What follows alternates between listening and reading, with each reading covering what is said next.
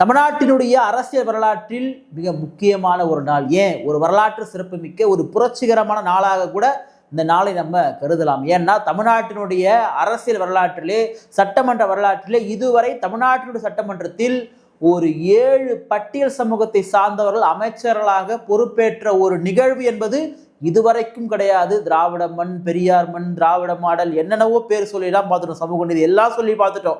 ஆனால் அவர்களால் நிகழ்த்த முடியாததை இன்றைக்கு தமிழ்நாட்டினுடைய முதலமைச்சர் திரு ஜோசப் விஜய் அவர்கள் நிகழ்த்திருக்கிறார் என்று சொன்னால் இது மிகப்பெரிய ஒரு புரட்சி. உண்மையாகவே நம் தமிழ்நாட்டினுடைய முதலமைச்சர் திரு ஜோசப் விஜய் அவர்களுக்கு ஒரு ராயல் சல்யூட் வைக்கலாம். ஏன்னா இது மிகப்பெரியான ஒரு துணிச்சல் வேணும் இதுக்கு. ஏன்னா இருக்கக்கூடிய சமூக அழுத்தம் இருக்கு இல்லையா, அந்த சமூக அழுத்தம் என்பது மிக சாதாரணமானது கிடையாது. அது முதலமைச்சர் நாற்காலியில் உட்கார்ந்து இருந்தாலுமே கூட எல்லா சமூக மக்களுடைய ஆதரவும் தேவை, எல்லாரையுமே சமாளிக்கணும், மிகப்பெரிய சமூக அழுத்தம் ஏற்படும்.